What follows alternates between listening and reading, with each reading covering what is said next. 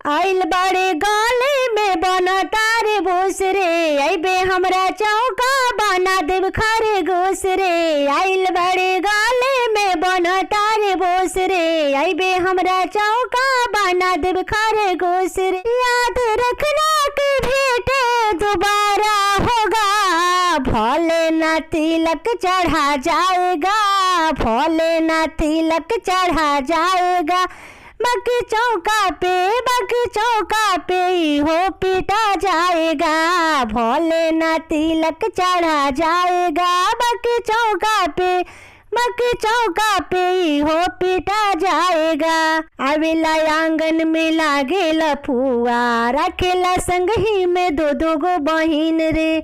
आवेला चौका पर को छोना चढ़ावेला, पापा जी के इज्जत दिहला से हो डुबाई। आवेला चौका पर को छोना चढ़ावेला, भैया जी के इज्जत दिहला से हो डुबाई। याद रखना भेंट दोबारा होगा, भोले ना तिलक चढ़ा जाएगा। बाकी चौका पर ही हो पीटा जाएगा, भोले ना तिलक चढ़ा जाएगा। बाकी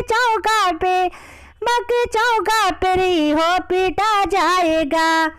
आइल बड़े गली में बनो तारे बोस रे, अबे हमरा चौका बना देव खरे गोस। याद रखना कि बेटे दोबारा होगा, भोले ना तिलक चढ़ा जाएगा। बाकी चौका पे ही हो पीटा।